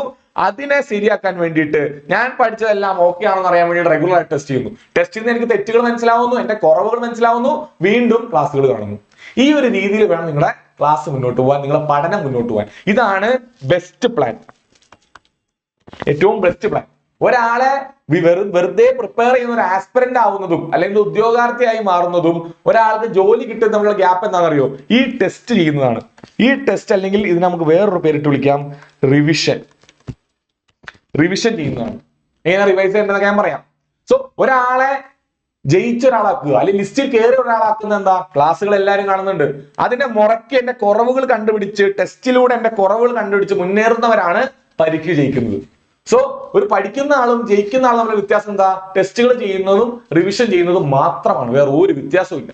എല്ലാവർക്കും പഠിക്കാനുള്ള കഴിവ് മിക്കവാറും ഒരുപോലെ ആയിരിക്കും. എല്ലാവർക്കും ഒരു ആവറേജ് സ്റ്റുഡന്റ് എടുത്താൽ എല്ലാവർക്കും ഏകദേശം ഒരുപോലെ കഴിവുള്ളത്. പക്ഷെ ടെസ്റ്റ് ചെയ്യുന്നവരും റെഗുലർ ആയിട്ടും പരീക്ഷയുടെ അന്ന് വരെ പഠിക്കുന്നവനാണ് ജയിക്കുന്നവൻ, ഹാർഡ് വർക്ക് ചെയ്യുന്നതാണ് ജയിക്കുന്നവൻ. ഓക്കെ, മുന്നോട്ട് പോവാം. സോ ബേസിക്കലി നമുക്ക് എന്തൊക്കെയാ വേണ്ടത്? ആദ്യം കൺസെപ്റ്റ് ബിൽഡ് ചെയ്യാം, പിന്നെ റിവിഷൻ ചെയ്യാൻ ടെസ്റ്റുകളിലൂടെ. അത്രയേ ഉള്ളൂ. മുന്നോട്ട് പോവാം. അടുത്തത് ഞാൻ പറഞ്ഞു ക്ലാസ്സുകൾ എങ്ങനെ കാണണം സാറേ, ഞാൻ എങ്ങനെ പഠിക്കണം എന്നുള്ള ചോദ്യത്തിന് ഈ 3 വീഡിയോസ് കാണുക. ഒന്നിൽ നമ്മൾ റീസണിങ്ങിനെ മാത്സിനെ പറ്റി ഡീറ്റെയിൽ ആയിട്ട് പറയുന്നുണ്ട്. രണ്ടാമത്തേല് നമ്മള് സയൻസിനെ പറ്റി ഡീറ്റെയിൽ ആയിട്ട് പറയുന്നുണ്ട്. അത് ജനറൽ അവയർനെസിനെ പറ്റി ഡീറ്റെയിൽ പറയുന്നുണ്ട്. നമ്മുടെ ചാനലിൽ ഈ 3 വീഡിയോയും കിടക്കുന്നുണ്ടാവും. ഇതിനെല്ലാം പറ്റി ഡീറ്റെയിൽ ആയിട്ട് കേട്ട് നോക്കുക, ഫുൾ ഇരുന്ന് കേട്ട് നോക്കുക. ഇത് 3 കേൾക്കും മനസ്സിലാവും ഞാൻ ഈ പറഞ്ഞ 4 ടോപ്പിക്കുകൾ എങ്ങനെ പഠിക്കണം. മാത്സും റീസണിങ്ങും ഒരുപോലെ പഠിക്കേണ്ടത്. കാര്യം അത് രണ്ടും നമ്പറുകൾ വെച്ചുള്ള കളിയാണ്, അല്ലെങ്കിൽ കുറച്ച് ബുദ്ധി ഉപയോഗിക്കേണ്ട കളിയാണ്. ബൈ ഹാർട്ട് പഠിക്കേണ്ടതല്ല, പ്രാക്ടീസ് ചെയ്ത് പഠിക്കേണ്ടതാണ്. ഇത് രണ്ടും ഒരു രീതിയിലാണ് പഠിക്കേണ്ടത്. ആ സമയത്ത് സയൻസും അവയർനെസ്സും വേറെ രീതിയിലാണ് പഠിക്കേണ്ടത്. സയൻസ് വേറെ രീതിയിൽ, അവയർനെസ് വേറെ രീതിയിൽ. ഇത് രണ്ടിനെ പറ്റിയും വീഡിയോ ചെയ്തിട്ടുണ്ട്. നിങ്ങൾ ഇത് പോയി കാണുക. ഇത് പോയി കണ്ടിട്ട് ഞാൻ ഈ പറയുന്ന ടൈം ടേബിളിലേക്ക് നിങ്ങളുടെ പ്രിപ്പറേഷൻ കൊണ്ടുവരിക. നിങ്ങൾ സെൽഫ് പ്രിപ്പയർ ചെയ്താൽ പോലും അല്ലെങ്കിൽ ഒരു കോഴ്സ് എടുത്താലും നിങ്ങൾക്ക് എന്താ പരീക്ഷയുടെ വിജയത്തിലേക്ക് എത്താൻ പറ്റും. ഇത്രയും പോസ്റ്റുകളില്ലേ, നിങ്ങൾക്ക് ഒരു പോസ്റ്റ് പോലെ അതിലേക്ക് എത്താൻ പറ്റും. ഓക്കെ, മുന്നോട്ട് പോവാം. ഒരു പരീക്ഷ അല്ലെങ്കിൽ RRBയുടെ ഗ്രൂപ്പ് ഡി എങ്ങനെ നിങ്ങൾ എഴുതുക? ഒരു RRB പരീക്ഷ എങ്ങനെ എഴുതുക? RRB പരീക്ഷ നമ്മൾ എഴുതുന്നത് കമ്പ്യൂട്ടറിലാണ്. CBT ആണ്, കമ്പ്യൂട്ടർ ബേസ്ഡ് ടെസ്റ്റ് ആണ്. എങ്ങനെ കമ്പ്യൂട്ടർ ബേസ്ഡ് ടെസ്റ്റ് ഉണ്ടാവുക? ചോദ്യം വരെ എഴുതിയിട്ടുണ്ടാവും. The dance from Kuchipudi was originated in. Kuchipudi എവിടെയാണ് ഉണ്ടായത്? ഗുജറാത്തിലാണോ, മഹാരാഷ്ട്രയിലാണോ, ഒഡീഷയിലാണോ, അതോ ആന്ധ്രയിലാണോ? ഇങ്ങനെ ഒരു ചോദ്യം വരും. ഇവിടെ ഒന്നാമത്തെ ചോദ്യം, രണ്ടാമത്തെ ചോദ്യം, മൂന്നാമത്തെ ചോദ്യം, നാലാമത്തെ, ഇങ്ങനെ ചോദ്യങ്ങൾ കിടപ്പുണ്ടാവും. അപ്പൊ നമ്മൾ 90 മിനിറ്റ് കൊണ്ട് 100 ചോദ്യങ്ങൾ നമുക്ക് ചെയ്യേണ്ടത്. ഓക്കെ, നമ്മൾ LDC പരീക്ഷ എഴുതുന്നു അല്ല, പേപ്പറിൽ കറുപ്പിക്കല്ല ഇവിടെ. സോ ഈ ചോദ്യം കഴിഞ്ഞാൽ നെക്സ്റ്റ് അടിച്ച് സേവ് ആൻഡ് നെക്സ്റ്റ് അടിച്ച് അടുത്ത ചോദ്യം എടുക്കുക, അടുത്ത ചോദ്യം എടുക്കുക. അപ്പൊ ഇതിന് കുറച്ച് സമയം പോകും. നമ്മളൊരു കമ്പ്യൂട്ടറിൽ ചെയ്യുമ്പോൾ പൊതുവെ സമയം പോകും. തന്നെയല്ല, ഇതെല്ലാം ഒരു റീസണിങ് കഴിഞ്ഞിട്ട് ഒരു മാത്സ് വരും, അത് കഴിഞ്ഞിട്ട് ഒരു ഹിസ്റ്ററി വരും, അത് കഴിഞ്ഞിട്ട് ഒരു പൊളിറ്റി വരും, വീണ്ടും ഒരു മാത്സ് വരും. അല്ലാതെ നമ്മൾ മാത്സിന് 25 ക്വസ്റ്റ്യൻ, അത് കഴിഞ്ഞാൽ റീസണിങ്ങിന് 30, പിന്നെ മാത്സിന് 25, അങ്ങനെയല്ല വരിക. എല്ലാം ക്ലബായിട്ടാണ് വരിക. സോ മാക്സിമം ടെസ്റ്റുകൾ ചെയ്യുക, എല്ലാം കൂട്ടി കുഴച്ച് വെച്ച് ടെസ്റ്റുകൾ ചെയ്യുക. അവിടെ പരീക്ഷയ്ക്ക് പോകുമ്പോൾ പ്രിപ്പയർ ആയിരിക്കുക. അതാണ് ഇത്രയും ടെസ്റ്റുകൾ ചെയ്യണം എന്ന് വീണ്ടും വീണ്ടും പറയുന്നത്. നമ്മൾ പരീക്ഷ ജയിപ്പിക്കുന്നത് നമ്മുടെ നോളജ് അല്ല, നമ്മൾ ടെസ്റ്റ് ചെയ്യാനുള്ള സ്പീഡും നമ്മുടെ കഴിവുമാണ്, നമ്മുടെ നോളജിനെ അവിടെ കൊണ്ടുവരാനുള്ള കഴിവാണ്. ഓക്കെ, സോ ടെസ്റ്റുകൾ മാക്സിമം ചെയ്യാം. സോ നിങ്ങൾ ഏത് കോഴ്സ് എടുത്താലും, നിങ്ങൾ എങ്ങനെ സെൽഫ് പ്രിപ്പയർ ചെയ്താലും ടെസ്റ്റ് വലിയൊരു ഭാഗമാണ് നിങ്ങൾ വിജയത്തിൽ എത്തിക്കാൻ. നിങ്ങൾ കുറെ പഠിച്ചു കൂട്ടേണ്ട കാര്യമില്ല. ടെസ്റ്റ് എടുത്താൽ മാത്രമേ നിങ്ങൾക്ക് പരീക്ഷയ്ക്ക് വിജയിക്കാൻ പറ്റുള്ളൂ. അതും കൂടെ ഓർക്കുക. കാര്യം സമയം പോകുന്ന ഒരു പ്രോസസ്സാണ്. 100 ചോദ്യത്തിൽ നമുക്ക് 100 അറ്റൻഡ് ചെയ്യണം. നമ്മളൊരു 70 എണ്ണം മാത്രം നമുക്ക് എഴുതാനുള്ള സമയം കിട്ടുമല്ലെങ്കിലും നമ്മൾ അപ്പോഴേ തോറ്റു. ഓക്കെ, 100 അറ്റൻഡ് ചെയ്യണമെങ്കിൽ നിങ്ങൾ പ്രാക്ടീസ് ചെയ്യണം. ആദ്യമായിട്ട് പരീക്ഷാ ഹാളിലാണ് നിങ്ങൾ ഈ ക്വസ്റ്റ്യൻ കാണുന്നതെങ്കിൽ പ്രാക്ടീസ് ചെയ്യാൻ പറ്റില്ല. അതും കൂടെ ഓർത്ത് വയ്ക്കുക, അല്ലെങ്കിൽ ജയിക്കാൻ ബുദ്ധിമുട്ടാണ്. അടുത്തത്, സോ ഒരു പ്രാക്ടീസ് ടെസ്റ്റ് എങ്ങനെയാ ചെയ്യേണ്ടത്? നിങ്ങൾ പഠിച്ച കാര്യങ്ങൾ, അന്നന്ന് പഠിച്ച കാര്യങ്ങൾ ടോപ്പിക് ടെസ്റ്റ് ആയിട്ട് എടുക്കുക. ഫോർ എക്സാമ്പിൾ, നിങ്ങൾ ക്യൂബ്സ് ആൻഡ് ഡൈസ് പഠിച്ചു റീസണിങ്ങിൽ, അല്ലെങ്കിൽ ടൈം ആൻഡ് വർക്ക് പഠിച്ചു, അല്ലെങ്കിൽ നിങ്ങൾ എന്ത് പഠിച്ചു? ജോഗ്രഫിയിലെ മാപ്പിംഗ് പഠിച്ചു, ഇന്ത്യയുടെ ഡാമുകളുടെ മാപ്പ് പഠിച്ചു, ഇന്ത്യയിൽ ഏതൊക്കെ ഡാമുകളുള്ളതെന്ന് പഠിച്ചു. ഹിരാക്കുഡ് ഡാമും അല്ലെങ്കിൽ ഗോവിന്ദ് വല്ലഭ് പന്ത് സാഗർ, നമ്മുടെ താഴമുല്ല പെരിയാർ ഡാം, ഇടുക്കി ഡാം, ഇതെല്ലാം പഠിച്ചു. അത് പഠിക്കുന്നതിന്റെ കൂടെ അതിന്റെ ചോദ്യങ്ങൾ ചെയ്തു നോക്കുക. ടോപ്പിക് ടെസ്റ്റ്, ആ പഠിച്ച ടോപ്പിക്കിന്റെ ചോദ്യങ്ങൾ ചെയ്തു നോക്കുക ഒന്നാമത്തെ ഇതായിട്ട്. പിന്നെ ആ ആഴ്ചയിൽ പഠിച്ചെല്ലാം വീക്കിലി ടെസ്റ്റ് ആയിട്ട് ചെയ്യാൻ നോക്കുക. ആ ആഴ്ചയാകുമ്പോഴത്തേക്കും നിങ്ങൾ പഠിച്ചത് മറക്കാനുള്ള സാധ്യതയുണ്ട്. അതിനാണ് റിവിഷൻ എന്ന് പറയുന്നത്. മറന്നു പോയി എന്ന് ക്രോസ് ചെക്ക് ചെയ്തുകൊണ്ടിരിക്കുക. മറന്നു പോയിട്ടില്ലെങ്കിൽ രക്ഷപ്പെട്ടു, മറന്നു പോയതാണെങ്കിൽ പോയി നോട്ടിൽ ഒന്നും കൂടെ എഴുതാൻ, ഞാൻ മറന്നു പോകാൻ സാധ്യതയുള്ള ഏരിയ ആണെങ്കിൽ പ്രത്യേകം കോൺസെൻട്രേഷൻ കൊടുക്കുക. ഓക്കെ, അടുത്തത് മന്ത്ലി. വീക്കില് ഒരാഴ്ചയിൽ പഠിക്കുക, ഒരു മന്തിൽ വീണ്ടും ചെക്ക് ചെയ്ത് നോക്കുക. ഞാൻ ആ ആഴ്ചയിൽ പഠിച്ചതെല്ലാം എനിക്ക് ഓർമ്മയുണ്ടോ, എന്തെങ്കിലും മറന്നുപോയോ എന്ന് ചെക്ക് ചെയ്തുകൊണ്ടേയിരിക്കുക. Okay, so monthly, weekly. അതുപോലെ പിന്നെ ഏതാ? ടോപ്പിക് കഴിയുമ്പോൾ ടെസ്റ്റ്, ഈ 3 ടെസ്റ്റുകൾ ഉപയോഗപ്പെടുത്തുക. ഒരു ടെസ്റ്റ് എടുക്കാൻ നേരത്ത് നിങ്ങൾ വിചാരിക്കുക അത് റിവിഷന് വേണ്ടിയിട്ടാണെന്ന് വിചാരിക്കുക. ഒരു ക്വസ്റ്റ്യനിൽ നമുക്ക് പുതിയൊരു ഡാറ്റ കിട്ടിയാൽ വേഗം പോയി നോട്ടിൽ എഴുതി വയ്ക്കുക, പുതിയൊരു അറിവ് കിട്ടിയാൽ വേഗം പോയി നോട്ടിൽ എഴുതി വയ്ക്കുക. ഞാൻ നോട്ടിലുള്ള അറിവിനെ കുറച്ചുകൂടെ നന്നാക്കാൻ പറ്റുന്ന എന്തെങ്കിലും ഒരു ഇൻപുട്ട് കിട്ടി, അവിടെ എനിക്ക് എന്തോ ഒരു സാധനം കിട്ടി, ഞാൻ എഴുതിയതിൽ നല്ല കാര്യം അവിടെ കിടക്കുന്നത്. ഓക്കെ, ഇപ്പൊ ഹിരാക്കുഡ് ഡാം നിങ്ങൾ പഠിച്ചു, അത് ഏത് നദിയിലാണ് നിങ്ങൾക്ക് അറിയണ്ടാവില്ല. വേഗം പോയി ഹിരാക്കുഡ് ഡാമിന്റെ ബ്രാക്കറ്റിൽ പോയി എഴുതി വയ്ക്കുക ഇന്ന നദിയിലാണ്. ഓക്കെ, ഇടുക്കി ഡാം ഏത് നദിയിലാണ് നിങ്ങൾ പഠിച്ചിട്ടുണ്ടായില്ല, അല്ലെങ്കിൽ അത് ഏത് രാജ്യത്താണ്, ഏത് സംസ്ഥാനത്താണ്. ഫോർ എക്സാമ്പിൾ ഹിരാക്കുഡ് ഡാം ഏത് സംസ്ഥാനത്താണ് നിങ്ങൾ പഠിക്കാൻ മറന്നുപോയി, നോട്ട് എഴുതാൻ മറന്നുപോയി, നിങ്ങൾക്ക് ഒരു ക്വസ്റ്റ്യൻ നിന്ന് കിട്ടി, വേഗം പോയി ബ്രാക്കറ്റിൽ എഴുതി വയ്ക്കുക ഹിരാക്കുഡ് ഡാം ഇന്ന സംസ്ഥാനത്തിലാണ് ഇന്ന നദിയിലാണ്. ചോദ്യം അങ്ങനെ ഇരിക്കും. ഡാമിനെ പറ്റി പഠിച്ചിട്ട് കാര്യമില്ല, അത് എവിടെയാണെന്നായിരിക്കും പഠിക്കേണ്ടത്. സോ നമുക്ക് ടെസ്റ്റിൽ നിന്നാണ് ഈ ഐഡിയ കിട്ടുക. സോ റിവിഷൻ ആണെന്ന് വിചാരിക്കുക, ആ റിവിഷൻ ആണെന്ന് വിചാരിച്ച് തന്നെ വാല്യൂ ആഡ് ചെയ്ത് പോവാ, നോട്ടിൽ ആഡ് ചെയ്ത് പോവാ. വെറുതെ ഒരു ക്വസ്റ്റ്യൻ എടുത്ത് വെറുതെ നമ്മൾ ഫുഡ് കഴിച്ചുകൊണ്ടിരിക്കുമ്പോഴും സിനിമ കാണുന്നതിന്റെ ഇടയിലും ടെസ്റ്റ് എടുക്കരുത്. ടെസ്റ്റ് എടുക്കുന്ന ഒരു പ്രോസസ്സാണ്. ഞാൻ പരീക്ഷാ ഹാളിൽ ഇരിക്കുന്ന പോലെ എന്റെ മനസ്സിനൊന്ന് കാമാക്കിയിട്ട് 10 മിനിറ്റ് എടുത്തിട്ട് 7-8 ചോദ്യങ്ങൾ തന്നെ ചെയ്യാം. അല്ലെങ്കിൽ 10 മിനിറ്റിന് 9 ചോദ്യം കിട്ടുക. 9 ചോദ്യം എടുക്കണ്ട, ഒരു 7-8 ചോദ്യം ചെയ്ത് തീർക്കാൻ നോക്കുക. സോ റിവിഷൻ ആണെന്ന് ഓർക്കുക. പ്രീവിയസ് ഇയർ ക്വസ്റ്റ്യൻസ് മാക്സിമം ഉപയോഗിക്കുക. ഗ്രൂപ്പ് ഡിയുടെ 2 പ്രീവിയസ് ഇയർ ആണ് നടന്നിട്ടുള്ളത്. 2018 അതുപോലെ 2022 നടന്നു. 2 കൊല്ലാണ് പരീക്ഷ നടന്നിട്ടുള്ളത്. ഇതിന്റെ പ്രീവിയസ് ഇയർ ഷിഫ്റ്റുകൾ ഡൗൺലോഡ് ചെയ്യാൻ കിട്ടും. ഈ ഷിഫ്റ്റുകൾ വെച്ചിട്ട് നിങ്ങൾ മാക്സിമം ചോദ്യങ്ങൾ നോക്കുക. ഓക്കെ, പിന്നെ അതിൽ നിങ്ങൾ ഹൈ വെയിറ്റേജ് ഏരിയ, ചില ഏരിയകൾക്ക് വെയിറ്റേജ് കൂടുതലാണ്. എന്താണ് വെയിറ്റേജ്? മുൻഗണന. ചില ഏരിയക്ക് മുൻഗണന ഉണ്ട്. ഇപ്പോൾ ജോഗ്രഫിയിലാണെങ്കിൽ മാപ്പിംഗ് കൂടുതൽ ചോദിക്കും. പൊളിറ്റി ആണെങ്കിൽ ആർട്ടിക്കിളുകൾ, ഓരോ ആർട്ടിക്കിളിന്റെയും എന്താണ് ഉദ്ദേശം എന്ന് ചോദിക്കും. കോൺസ്റ്റിറ്റ്യൂഷൻ പരമായിട്ടുള്ള ചോദ്യങ്ങൾ ചോദിക്കാം. എക്കണോമിയിലാണെങ്കിലോ നാഷണൽ ഇൻകം കാൽക്കുലേറ്റ് ചെയ്യുന്ന GDP എന്താ, GNP എന്താ, അങ്ങനെ എല്ലാം ചോദിക്കാം. അങ്ങനെ എല്ലാ ടോപ്പിക്കിനും വെയിറ്റേജ് കൂടുതൽ ടോപ്പിക് ഉണ്ട്, അവിടെ കൂടുതൽ ചോദ്യം ചോദിക്കാം. സ്വാതന്ത്ര്യ സമരമാണ്, മോഡേണിലുള്ള ചോദ്യങ്ങൾ കൂടുതൽ ചോദിക്കാൻ സാധ്യതയുള്ള സ്ഥലം. സ്വാതന്ത്ര്യ സമരത്ത് തന്നെ ഗാന്ധിയുടെ ലൈഫിൽ ചോദ്യങ്ങൾ കൂടുതൽ ചോദിക്കാം, നമ്മുടെ ക്വിറ്റിന്റെ ചോദ്യങ്ങൾ ചോദിക്കാം. സോ ആ ഒരു ഏരിയ അരച്ച് കലക്കി കുടിക്കുക. അവിടുന്ന് എന്ത് ചോദിച്ചാലും ആൻസർ ആണ്. കാര്യം എന്താ, അവിടുന്ന് ഉറപ്പായിട്ട് ചോദിക്കും. സോ ഹൈ വെയിറ്റേജ് ഏരിയ കണ്ടുപിടിക്കണമെങ്കിൽ പ്രീവിയസ് ഇയർ ക്വസ്റ്റ്യൻ കയ്യിൽ വേണം, കൂടുതൽ ടെസ്റ്റുകൾ ചെയ്യണം, നമുക്കൊരു ധാരണ വേണം. ഈ ഏരിയ പഠിച്ചാൽ എനിക്ക് എന്തായാലും മാർക്ക് കിട്ടും. അത് നമ്മൾ എന്താ പറയുന്നത്, കോസ്റ്റ് ബെനിഫിറ്റ് എന്ന് വിളിക്കും. Cost benefit. ഞാൻ എന്തോ ഒരു സമയം കളഞ്ഞാൽ എനിക്ക് എന്ത് ബെനിഫിറ്റ് കിട്ടും. ഞാൻ ഒരു ക്ലാസ് കൂടുതൽ 1, 2, 3 വട്ടം കാണുന്ന എപ്പോഴാണെന്നറിയോ, അത്രയും ചോദ്യങ്ങൾ ആ ക്ലാസ്സിൽ ചോദിച്ചിട്ടുണ്ടെങ്കിൽ. മുഗൾ സാമ്രാജ്യത്തിന് ചോദ്യങ്ങൾ കൂടുതലാണെന്ന് തോന്നിയാൽ ആ ക്ലാസ് 1, 2 വട്ടം കാണുക.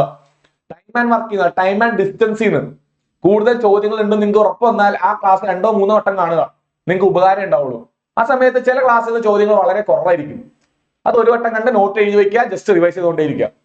അതിന്റെ പ്രയോറിറ്റി സെറ്റ് ചെയ്യുക എന്നുള്ളതാണ് ഞാൻ ഉദ്ദേശിക്കുന്നത്. അതും കൂടി ഒന്ന് ഓർത്ത് വയ്ക്കുക. ഇതല്ലാതെ തന്നെ പരീക്ഷ പോലെയുള്ള ഒരു പരീക്ഷ കൂടി നിങ്ങൾ എടുക്കേണ്ട ഒരു മോക്ക് ടെസ്റ്റ് എന്ന് പറയും. അതായത് 100 മാർക്കിന്റെ 90 മിനിറ്റ് എടുക്കുന്ന ഒരു പരീക്ഷ കൂടി നിങ്ങൾ ചെയ്തിരിക്കുക പരീക്ഷയ്ക്ക് മുന്നേ. എന്നാലാണ് എക്സാമിന് പോകുന്നതിന് മുന്നേ നിങ്ങൾ സ്വന്തമായിട്ട് എക്സാം പോലത്തെ ഒരു 5 ടെസ്റ്റെങ്കിലും ചെയ്തിരിക്കണം. മിനിമം ഒരു 5 മോക്ക് ടെസ്റ്റുകൾ ചെയ്തിട്ട് മാത്രം പരീക്ഷയ്ക്ക് പോവാം. 5 to 10 എക്സാം നമ്മുടെ കയ്യിൽ വേണം. എന്നാൽ മാത്രമേ എനിക്ക് 90 മിനിറ്റിൽ എത്ര ചോദ്യം ചെയ്യാൻ പറ്റുള്ളൂ. ചിലപ്പോൾ എനിക്ക് 70 ചോദ്യം ചെയ്യാൻ പറ്റുണ്ടാവുള്ളൂ, ചിലപ്പോൾ എനിക്ക് 80 പറ്റുള്ളൂ. അവസാനത്തെ ഒരു 8ാമത്തെ 9ാമത്തെ ആയപ്പോഴാണ് 100 ചെയ്യുന്ന ആളായി മാറുന്നത്. എന്നിട്ട് മാത്രമേ പരീക്ഷയ്ക്ക് പോകുള്ളൂ. ഉറപ്പായിട്ട് ഓർത്ത് വയ്ക്കുക. ഡേ 1 മുതൽ പരിശ്രമിച്ചാൽ മാത്രമേ പരീക്ഷ അന്തിക്കാൻ സാധിക്കുള്ളൂ. അതുപോലെ പ്രീവിയസ് ഇയർ ക്വസ്റ്റിന്റെ ഷിഫ്റ്റുകൾ 2018 2022 ഷിഫ്റ്റുകൾ ഡൗൺലോഡ് ചെയ്യുക, അതും ചെയ്തു നോക്കുക. അപ്പൊ ഞാൻ എത്രത്തോളം എന്റെ പഠനം എത്തി എന്നുള്ളത് മനസ്സിലാവും. എന്റെ പഠനം എത്രത്തോളം നിലവാരത്തിലാണ്, ഞാൻ പഠിക്കുന്നത് ശരിയാണോ എന്നൊന്ന് മനസ്സിലാക്കാൻ പറ്റും. 50% പഠിച്ചു കഴിഞ്ഞാൽ ഒരു 50-60% എന്റെ പഠനം തീർന്നു എന്ന് എനിക്ക് ഉറപ്പ് വന്നു കഴിഞ്ഞാൽ ഒരു മോക്ക് ടെസ്റ്റ് എടുത്ത് ചെയ്ത് നോക്കാം, അല്ലെങ്കിൽ ഒരു പ്രീവിയസ് ഇയർ ക്വസ്റ്റ്യൻ എടുത്ത് ചെയ്ത് നോക്കാം. അപ്പൊ എനിക്ക് മനസ്സിലാവും എന്റെ പഠനം എവിടെ നിൽക്കുന്നത്, ഇത് മുന്നോട്ട് പോകുന്നുണ്ടോ, എനിക്ക് കുറച്ച് മാർക്ക് കിട്ടുന്നുണ്ടോ എന്ന് മനസ്സിലാക്കാൻ പറ്റും. സ്വന്തം വിലയിരുത്താൻ പറ്റും, നമ്മുടെ സ്വന്തം വിലയിരുത്താം. ഓക്കെ, അങ്ങനെ വേണം. ഞാൻ എന്നെ സ്വന്തം വിലയിരുത്തുക, ഞാൻ തന്നെ പഠിക്കുക, എന്നാൽ മാത്രമേ ഞാൻ കയറിപ്പോളൂ. ഞാൻ എന്റെ പുറത്ത് കഷ്ടപ്പെടണം, ഞാൻ എന്റെ പുറത്ത് തന്നെ ഹാർഡ് വർക്ക് ചെയ്യണം. അതും കൂടെ ഓർത്ത് വയ്ക്കാം.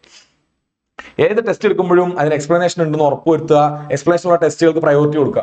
ഏതൊരു ക്വസ്റ്റ്യൻ പഠിച്ചാലും, നമ്മൾ നേരത്തെ പറഞ്ഞ ഹിരാക്കുഡ് ഡാമിന്റെ ക്വസ്റ്റ്യൻ പഠിച്ചാൽ അത് ഏത് റിവറിലാണെന്നുള്ള എക്സ്പ്ലനേഷൻ, അത് ഏത് സംസ്ഥാനത്താണെന്നുള്ള എക്സ്പ്ലനേഷൻ, അത് ഇന്ത്യയിലെ ഏറ്റവും വലുതാണെങ്കിൽ അതും നോട്ട് ചെയ്ത് വെക്കണം. ഈ 3-4 പോയിന്റ് ഉള്ള എക്സ്പ്ലനേഷൻ ആയിരിക്കും നിങ്ങളുടെ കയ്യിൽ ഉണ്ടാവേണ്ടത്. ആ എക്സ്പ്ലനേഷൻ ഉള്ള ടെസ്റ്റുകൾ ചെയ്യുക, ഇല്ലെങ്കിൽ ഇത് പോയി കണ്ടുപിടിച്ച് എഴുതി വെക്കുക. ഒരു ടെസ്റ്റ് എടുക്കുമ്പോൾ മാക്സിമം ഉപകാരത്തിൽപ്പെടാം. എനിക്ക് അറിയാവുന്ന ഒരു ചോദ്യം വന്നിട്ട് തെറ്റിപ്പോരുത്. എനിക്ക് അറിയില്ലാത്തൊരു ചോദ്യം വരും, കുഴപ്പമില്ല. എനിക്ക് അറിയാവുന്ന ഒരു ക്വസ്റ്റ്യൻ ആണെങ്കിൽ അതെനിക്ക് ശരിയായേ പറ്റൂ, അല്ലെങ്കിൽ ഞാൻ കോമ്പറ്റീഷൻ പുറത്താവും. സോ എനിക്ക് അറിയാവുന്നതിനെ പറ്റി എനിക്ക് ഡീറ്റെയിൽ ആയിട്ട് അറിഞ്ഞിരിക്കണം. അതും കൂടെ ഓർത്ത് വയ്ക്കാം. ഓക്കെ, നേരത്തെ പറഞ്ഞ പോലെ റിവൈസ് ചെയ്യുക, പ്രീവിയസ് ഇയർ ക്വസ്റ്റ്യൻസ് വെച്ച് ചെയ്ത് നോക്കുക. അതിന്റെ ഹൈ വെയിറ്റേജ് ഏരിയ, ഏറ്റവും മുൻഗണനയുള്ള ഏരിയാസ് ഏതൊക്കെയാണെന്ന് ഐഡന്റിഫൈ ചെയ്യുക, അത് വെച്ച് പഠിക്കാം. ഓക്കെ, നമുക്കിനി ലാസ്റ്റ് നമ്മുടെ ക്ലൈമാക്സ് സ്റ്റഡി പ്ലാനിലേക്ക് പോവാം. നമുക്ക് NTPC-യുടെ ഒരു കേസ് വെച്ചെടുക്കുകയാണെങ്കിൽ NTPC വിളിച്ചത് സെപ്റ്റംബറിലാണ്. ഓക്കെ, അത് ഏകദേശം 6 മാസം കഴിഞ്ഞ് നമ്മൾ ഏപ്രിലാണ് പരീക്ഷ ഉണ്ടാവും എന്ന് പ്രതീക്ഷിക്കുന്നത്. കാര്യം മാർച്ചില് RPF-ന്റെ കോൺസ്റ്റബിൾ പരീക്ഷയാണ്. അത് മാർച്ച് 20-ാം തീയതി വരെ RPS-ന്റെ കോൺസ്റ്റബിൾ പരീക്ഷ ആയതുകൊണ്ട് എന്തായാലും ഏപ്രിലിലേക്ക് NTPC കാണുള്ളൂ. സോ NTPC-ക്ക് 6 മാസം കിട്ടിയെങ്കിൽ നമുക്ക് വിചാരിക്കാം 5 മുതൽ 6 മാസം വരെ ഗ്രൂപ്പ് ഡിക്കും കിട്ടും. ഓക്കെ, ഗ്രൂപ്പ് ഡിക്കും 6 മാസം കിട്ടാനുള്ള സാധ്യത ഉണ്ട്. 6 3 18 180 ദിവസം നമ്മുടെ മുന്നിലുണ്ടെന്ന് വിചാരിക്കുക. ടൈം ടേബിൾ സെറ്റ് ചെയ്യുക, പഠിക്കാനിരിക്കുക. ഓക്കെ, എന്തെല്ലാമാണ് ടൈം ടേബിൾ സെറ്റ് ചെയ്യുമ്പോൾ വിചാരിക്കേണ്ടത്? ആദ്യത്തെ മാസം നിങ്ങൾ സിലബസ് മനസ്സിലാക്കുക, സിലബസ് എഴുതി വെക്കുക. അതിൽ തന്നെ ഫണ്ടമെന്റൽ ആയിട്ടുള്ള കാര്യങ്ങൾ, മൾട്ടിപ്ലിക്കേഷൻ ടേബിൾ അറിയാത്തവൻ മൾട്ടിപ്ലിക്കേഷൻ ടേബിൾ പോയി പഠിക്കുക. നമ്മുടെ മാത്സിന്റെയും റീസണിങ്ങിന്റെയും സ്റ്റഡി പ്ലാനിൽ ഡീറ്റെയിൽ ആയിട്ട് പറഞ്ഞിട്ടുണ്ട്. മൾട്ടിപ്ലിക്കേഷൻ ടേബിൾ പഠിക്കുക. സ്ക്വയറുകൾ, ഓക്കെ, 20 വരെയുള്ള സ്ക്വയറുകൾ പഠിക്കുക. 19ന്റെ സ്ക്വയർ എന്താ, 18ന്റെ സ്ക്വയർ നമുക്ക് പെട്ടെന്ന് ഓർമ്മ വരണം, എന്നാലേ നമുക്ക് ഈ പരീക്ഷയ്ക്ക് നേടാൻ പറ്റുള്ളൂ. കാര്യം സ്പീഡ് ഒരു ഫാക്ടറാണ് ഇവിടെ. അതുപോലെ A മുതൽ Z വരെയുള്ള നമ്പറുകൾ A1 B2 ആ നമ്പറുകൾ കാണാതെ പഠിക്കുക. തിരിച്ച് മിറർ ഇമേജ് നമ്പർ കാണാതെ പഠിക്കുക. ഇങ്ങനെ ഫണ്ടമെന്റൽസ് എല്ലാം ആദ്യത്തെ ഒരു മാസത്തെ തന്നെ നിങ്ങൾ സെറ്റ് ആക്കി വെക്കുക. അടിത്തറ ഒന്ന് പാകി വെക്കുക. നിങ്ങൾക്ക് പഠിക്കാൻ താല്പര്യമുള്ള കാര്യങ്ങൾ ആദ്യം പഠിച്ചു തുടങ്ങുക. ഈ ഒരു മാസം കൊണ്ട് അടിത്തറ സെറ്റ് ആയാൽ പിന്നെയുള്ള 2 to 4 months നമുക്ക് ഓരോ നല്ല നല്ല ടോപ്പിക് പഠിച്ചു തുടങ്ങാം. ഓക്കെ, ഇപ്പൊ ജോഗ്രഫിയിലാണെങ്കിൽ നിങ്ങൾ നദികളെ പറ്റി പഠിക്കും, ഏതൊക്കെ നദികൾ ഉണ്ടെന്ന് പഠിക്കും. അങ്ങനെ മെയിൻ ടോപ്പിക്കിലേക്ക് കയറാം. അതുപോലെ ഹിമാലയത്തിനെ പറ്റി പഠിക്കുന്നുണ്ടാവും. എക്കണോമിയിലാണെങ്കിൽ നമ്മൾ GDP GNP അങ്ങനെയുള്ള കാര്യങ്ങൾ പഠിക്കുന്നുണ്ടാവും. ഇന്ത്യയുടെ ദേശീയ വരുമാനം അതെല്ലാം പഠിക്കുന്നുണ്ടാവും. പൊളിറ്റിയിൽ നമ്മൾ ആർട്ടിക്കിള്, പ്രിയാമ്പിള്, ഫണ്ടമെന്റൽ റൈറ്റ്, നമ്മുടെ അവകാശങ്ങള്, നമ്മുടെ ഡ്യൂട്ടീസ് ഇതെല്ലാം പഠിക്കുന്നുണ്ടാവും. ഇങ്ങനെ ഏറ്റവും മേജർ ടോപ്പിക് ഈ ഒരു 5 മാസത്തിനുള്ളിൽ നമ്മൾ കവർ ചെയ്ത് വെച്ചാൽ മാത്രമേ 5-ാം മാസവും 6-ാം മാസവും എത്തുമ്പോൾ ഏകദേശം എക്സാമിന്റെ തലേ മാസം എത്തുമ്പോൾ നമുക്ക് നമ്മൾ ഉണ്ടാക്കി വെച്ച നോട്ട്, ഈ 4 മാസത്തിൽ നമ്മൾ നോട്ട് ഉണ്ടാക്കി വെച്ചിട്ടുണ്ടാവും. ഹൈവെയിറ്റേജ് ഏരിയ കണ്ടുപിടിച്ചിട്ടുണ്ടാവും. ടെസ്റ്റ് വെച്ച് റിവൈസ് ചെയ്തിട്ടുണ്ടാവും. ഞാൻ നേരത്തെ പറഞ്ഞ പോലെ ഈ സമയത്ത് ഞാൻ ഉണ്ടാക്കി വെക്കുന്നതാണ് ഈ 5-ാം മാസത്തിലും അല്ലെങ്കിൽ 6-ാം മാസത്തിലും എനിക്ക് റിവൈസ് ചെയ്യാൻ പറ്റുന്നത്. ഓക്കെ, നമ്മളിവിടെ എന്താ ചെയ്തേ? ആദ്യം നമ്മള് ഫണ്ടമെന്റൽ ഉണ്ടാക്കി, എനിക്കൊരു അടിത്തറ ഉണ്ടാക്കി.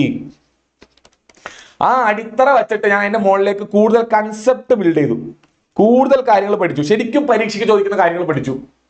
അവിടെ വെച്ച് ടെസ്റ്റ് ചെയ്ത് ഞാൻ നേരത്തെ പറഞ്ഞ ആ റൗണ്ട് അവിടെ വെച്ച് കറക്റ്റ് ചെയ്തു. ഇനി എനിക്ക് ഏകദേശം 1 മാസം കൂടി പരീക്ഷയ്ക്ക് ബാക്കിയുള്ളൂ. മാക്സിമം മാരത്തോണും റിവിഷൻ ക്ലാസ്സുകളും കാണുന്നു, മാക്സിമം മോക്ക് ടെസ്റ്റുകൾ ചെയ്യുന്നു, മാക്സിമം പരീക്ഷകൾ വെച്ചിട്ട് ഞാൻ എൻ്റെ പ്രിപ്പറേഷൻ ഞാൻ അളക്കുന്നു. ഇതാണ് എനിക്ക് ചെയ്യേണ്ടത്. ഈ ഒരു രീതിയിൽ പഠിച്ചു കഴിഞ്ഞാൽ 6 മാസം തികച്ചു കഴിയുമ്പോഴത്തേക്കും നിങ്ങൾ ഗ്രൂപ്പ് ഡി പരീക്ഷയ്ക്ക് ഒരു 9-ാമത്തെ 8-ാമത്തെ അല്ലെങ്കിൽ 5-ാമത്തെ മോക്ക് ടെസ്റ്റ് കഴിയുമ്പോഴത്തേക്കും 5 മുതൽ 6 വരെയുള്ള മോക്ക് ടെസ്റ്റ് ആകുമ്പോഴത്തേക്കും നിങ്ങൾക്ക് മനസ്സിലാവും, ഓ ഞാൻ പഠിച്ച ഒരു ലെവലിലായിട്ടുണ്ട്, ഈ പ്രാവശ്യം ഞാൻ കയറി പോകേണ്ടതാണ്. ആ ഒരു കോൺഫിഡൻസ് നിങ്ങൾ എത്തും. പക്ഷെ ഡേ 1 മുതൽ ഫസ്റ്റ് ദിവസം മുതൽ 180 ദിവസം കിട്ടിയാൽ 180-ാമത്തെ ദിവസം വരെ മാത്സും റീസണിങ്ങും ജനറൽ അവയർസും ജനറൽ സയൻസും ആയിരിക്കണം നിങ്ങളുടെ മനസ്സിൽ.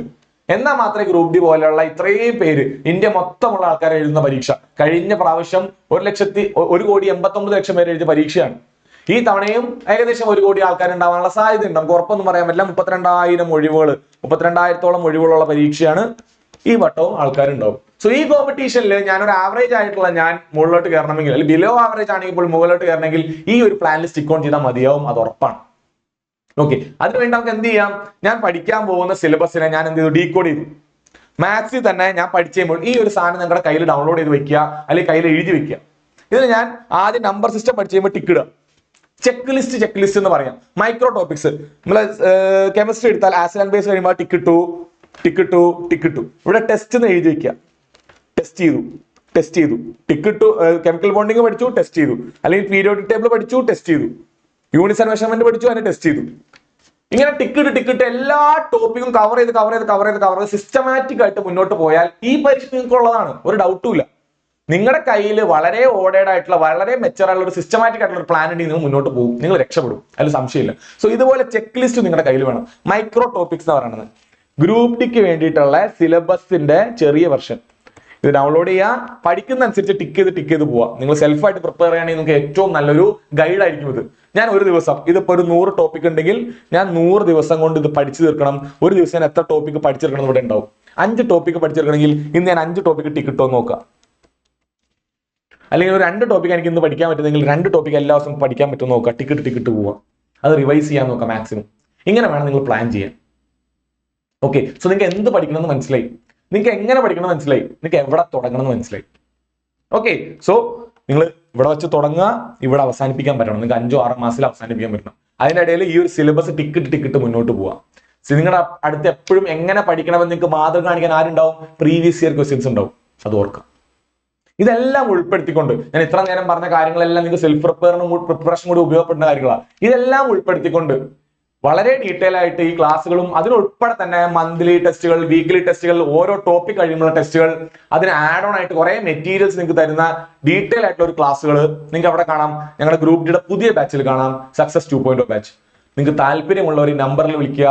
ഈ പറഞ്ഞ പോലെ തന്നെ വളരെ സിസ്റ്റമാറ്റിക് ആയിട്ട് അടുത്തൊരു 6 മാസം കൊണ്ട് ഒരു ജോലി കിട്ടുന്ന രീതിയിൽ, ഓക്കെ, ഒരു പരീക്ഷ ക്വാളിഫൈ ചെയ്യുന്ന രീതിയിലേക്ക് നിങ്ങൾക്ക് കോൺഫിഡൻസോടുകൂടി ഇരിക്കാൻ വേണ്ടി നമ്മുടെ ഈ ക്ലാസ്സുകൾ ഉപയോഗപ്പെടുത്താം. എല്ലാവരും എത്രയും പെട്ടെന്ന് എൻക്വയറി ചെയ്യുക. ഇനി ഒരുപാട് സമയം കാത്തിരിക്കേണ്ട കാര്യമില്ല. ഇപ്പൊ തന്നെ നമ്മളെ 1 മാസം കഴിയാറായി, നോട്ടിഫിക്കേഷൻ വന്നിട്ട് 1 മാസം കഴിഞ്ഞു ഏകദേശം. ഇനി നമ്മൾ കാത്തിരിക്കേണ്ട അർത്ഥമില്ല. നമുക്ക് എത്രയും പെട്ടെന്ന് ഇതുമായിട്ട് മുന്നോട്ട് പോവാം. എല്ലാവർക്കും ബെസ്റ്റ് ഓഫ് ലക്ക്. ഈ സീസണിൽ നമുക്ക് ഒരു ജോലിയായിട്ട് പുറത്തിറങ്ങാം.